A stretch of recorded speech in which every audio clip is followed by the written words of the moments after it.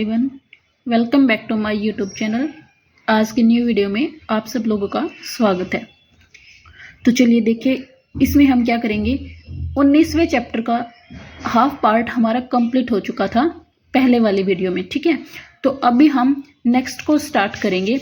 ये देखो, ये यहाँ तक का जो भी है ना, इसमें हमारा ये कंप्लीट हो चुका था, ये वाला पोर्शन भी, ठीक है।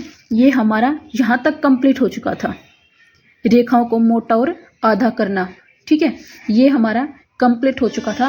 इसके बाद अभी हम यहाँ से करेंगे, ठीक है, यानी कि मप मब मब का अर्धकरण, ये वाला पोर्शन हम स्टार्ट करेंगे। अगर आपको वीडियो अच्छी लगती है तो लाइक कर दिया करो, चैनल को सब्सक्राइब कर लिया करो और वीडियो को शेयर करना चाहते हो तो शेयर कर दिया करो, क्योंकि आप लोग वीडियो तो देखते हो लेकिन उसको लाइक नहीं करते, ठीक है। लेकिन आपकी सिर्फ 1 सेकंड लगती है लाइक करने में और हमें मोटिवेशन मिल जाता है कि हाँ आपको वीडियो पसंद आ रही है, चैप्टर की थ्योरी जो हम आपको करा रहे हैं वो आपको समझ में आ रहा है, तो एक लाइक कर दिया करो वीडियो को। तो चलिए देखें, मप मब मब का अर्धकरण, ठीक है। इसमें क्या बता रखा है, मप मब तथा मब को अंतिम हुक लगा होने पर ही गहरे व्यंजनों के लिए आधा किया जा सकता है, ठीक है। यानी कि मप या मब के साथ में अंतिम हुक हमारे कौन कौन से होते हैं, जैसे न का हुक था, ठीक है, सन का हुक था, फे और वे का हुक था, ठीक है। ये हमारे अंतिम हुक बोले जाते हैं। तो इनके लिए जहाँ पर मैं और मप, जैसे मब इन साथ में ये अंतिम हुक वाली साउंड आ जाए तो वहाँ पे क्या होगा, ये गाढ़े किए जाएंगे, ठीक है, और उनको आधा किया जाएगा, ध्यान रखना इसके लिए। खाली मप मब मब की जहाँ पे साउंड आएगी वहाँ पे तो सिर्फ गहरे होंगे, ठीक है। यानी कि कैसे होंगे वहाँ पे, तो देखिए जैसे सिर्फ गहरे करके ऐसे बना दिया जाएगा, ठीक है। लेकिन जहाँ पे इसके बाद में नए वगैरह की हुक आ जाएगी वहाँ पे ऐसे हुक लगा के इसको आधा कर दिया जाएगा साइज का, ठीक है। ध्यान रखना इस चीज का। जैसे हमने लिख दिया संबंध, ठीक है, तो संबंध के लिए हमने क्या कर रखा है, से की सर्कल, मैं, ठीक है, इसको गाढ़ा करके न की हुक, और ये जो मैं हमने छोटा रखा है ना, ये ध के लिए हो गया, लास्ट वाले ध के लिए, ठीक है। संबंध, संबंधित ये आ जाए तो संबंधित में हम क्या करेंगे, संबंधित, ठीक है, ये हमारा संबंधित हो जाएगा। अल्टरनेटिव फॉर्म यूज कर रखी है हमने तय वाली, ठीक है, यानी कि दाएं चाप बाएं चाप जो हमने किया था ना वो वाला है हमारा इसमें। इसके बाद देखिए जैसे इम्पाउंड, ठीक है, तो इम्पाउंड के लिए हमने क्या करा, ई की साउंड है तो यहां बनेगा इम्पाउंड, ये हो जाएगा हमारा इम्पाउंड, ठीक है। इसके लिए जो अव वाली आई ना उसको हम यहां लगा देंगे, ई मप न और डै के लिए ये छोटा हो जाएगा और ये अव वाली साउंड लग गई, ठीक है, इम्पाउंड ऐसे बन जाएगा।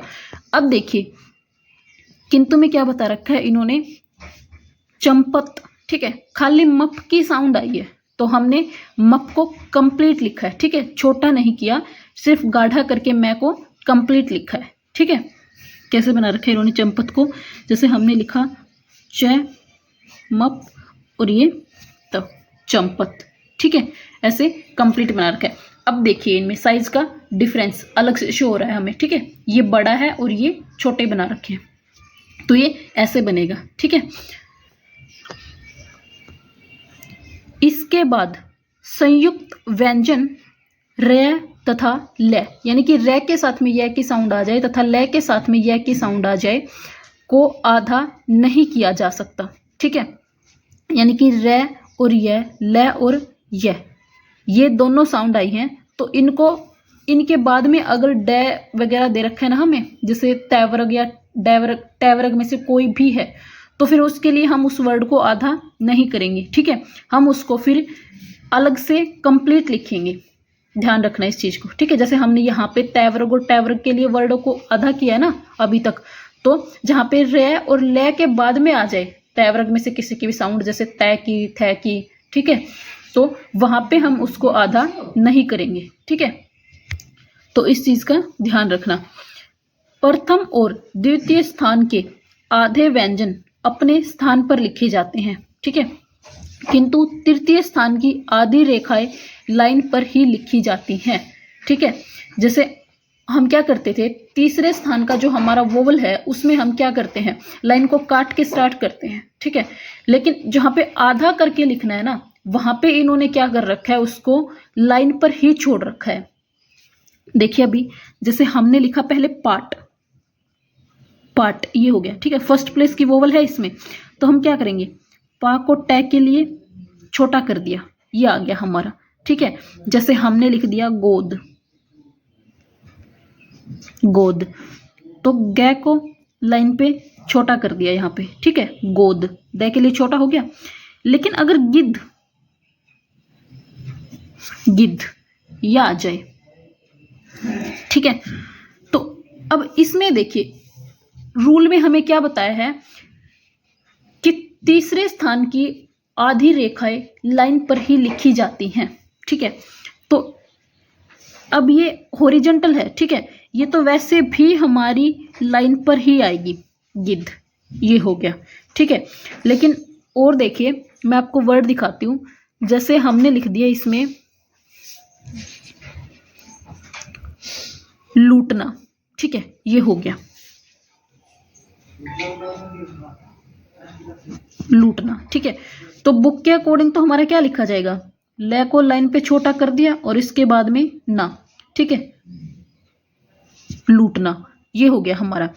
लेकिन जरूरी नहीं है कि हम लाइन के ऊपर ही लिखें उसको आधा करके, इसको हम इस तरीके से भी छोटा करके लिख सकते हैं, ठीक है, लाइन काट कर ही इसको छोटा कर दें तो ये भी हमारा सही होगा, ठीक है।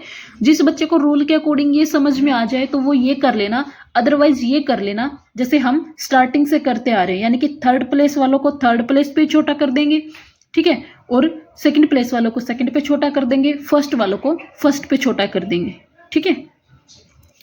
क्योंकि इन्होंने पता क्या कर रखा है, जैसे हम ले को ऐसे लिखते हैं, ले के साथ में जब ऊ की साउंड आती है तो ले ऐसे लिखा जाता है ना, तो इन्होंने सिर्फ ऊपर वाला पोर्शन ले लिया, ठीक है, यानी कि जो लाइन से ऊपर है वो उठा दिया। लेकिन हम ये भी तो ले सकते हैं ना, बीच बीच वाला ऐसे भी तो लिख सकते हैं इसको छोटा करके, ताकि आसानी से समझ में आ जाए बच्चों को। तो ये भी ऐसे लिख सकते हैं हम, ठीक है, ये चीज गलत नहीं होगी। तो आप थर्ड प्लेस वाले को थर्ड प्लेस पे भी कर सकते हो छोटा काट के। उसके बाद में देखिए जैसे हो गया नृत्य, ठीक है, तो नृत्य के लिए हम क्या करेंगे, न के साथ में रै की हुक, ठीक है, तय के लिए छोटा हो गया और ये नृत्य, ठीक है, ये हो गया। जैसे हमने लिख दिया हितकर, जो इन्होंने दे रखा है ना, तो इसको हम क्या कर सकते हैं, हित कर, ठीक है, यानी है को तय के लिए छोटा कर दिया लाइन काटते हुए ही, ठीक है, और फिर ये लिख दिया कर।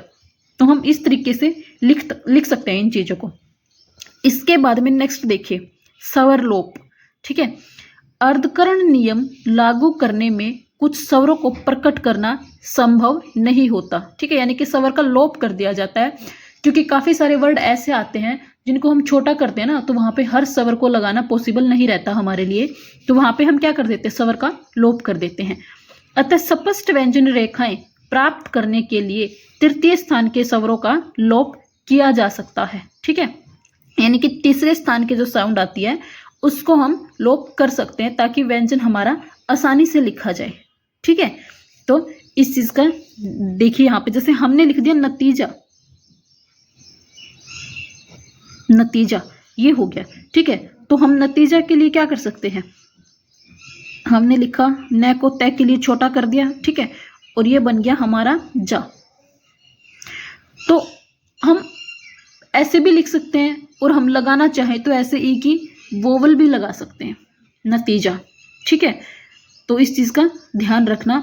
इसके बाद जैसे हमने लिख दिया पृथक, ठीक है, पृथक ये लिख दिया हमने, तो पृथक को हम कैसे लिख सकते हैं, पैर है ठ के लिए छोटा और फिर ये क्या पृथक, ठीक है, इस तरीके से हम उसको लिख सकते हैं।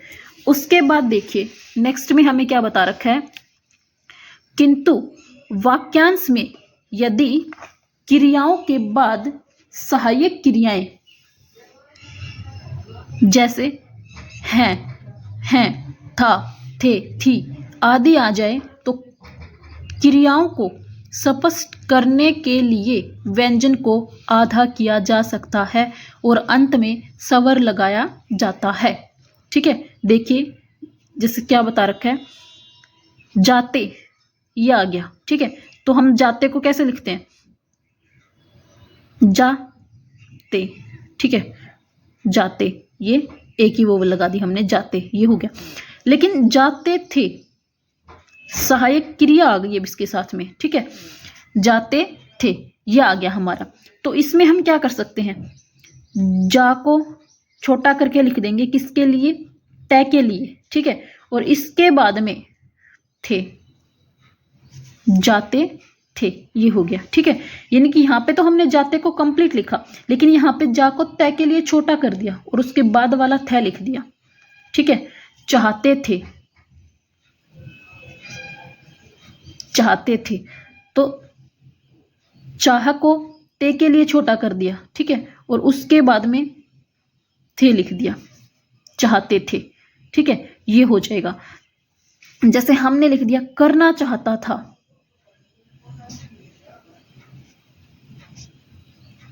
करना चाहता था, तो हम क्या लिखेंगे, ये करना के लिए हो जाएगा। ठीक है, इसके बाद में चाहता और फिर ये था, करना चाहता था। ठीक है, करना के लिए हमने क्या लिखा, सिर्फ कै के साथ में रे और चाहता था। ठीक है, ये हो गया। ऐसे देखिए सब में दे रखा है। ठीक है, जैसे चाहते हैं, ये आ गया हमारा एक वर्ड, क्या आ गया, चाहते हैं। ठीक है, तो देखो हम चाह के लिए क्या लिखते हैं, ग्राम लोग चाह के लिए ये होता है हमारा चाहते, चाह को ते के लिए छोटा कर दिया। ठीक है, जिस है के ऊपर अंग वाली बिंदी की साउंड आती है ना, उसके लिए हम छोटा सा सर्कल बना के ऐसे डैश निकालते हैं। ठीक है, मैंने ये चीज आपको पहले भी कराई है चैप्टर में, तो इस चीज का ध्यान रखना। ठीक है, ये कंफ्यूज मत हो जाना आप लोग कि सर्कल किसके लिए निकाला है, क्योंकि जहां पर देखो ये वाला है आ जाए ना, बिंदी के ऊपर है, तो उसके लिए ऐसे सर्कल बना के डैश निकलता है। ठीक है, और खाली है आ जाए, चाहते हैं, तो चाहते है। ठीक है, ऐसे डैश सिंपल निकल जाएगा, सिंपल है के लिए। लेकिन जिस है के ऊपर बिंदी है ना, उसके लिए सर्कल के साथ में निकलेगा। ठीक है, तो इस चीज का ध्यान रखना। इसके बाद में देखिए इन्होंने क्या दे दिया, वे चाहते हैं कि। ठीक है, तो देखो वे चाहते हैं कि, ये हो गया हमारा। ठीक है, तो हमने वे के लिए वह लिखा। ठीक है, इसके बाद में चाहते हैं के लिए डैश के साथ में ये, और फिर की वाला ग्राम लोग। ठीक है, सॉरी ये वीडियो में आपको दिखा नहीं, दोबारा से देखिए, मेरा लिखने में ध्यान हो गया था, फोन पे ध्यान नहीं गया।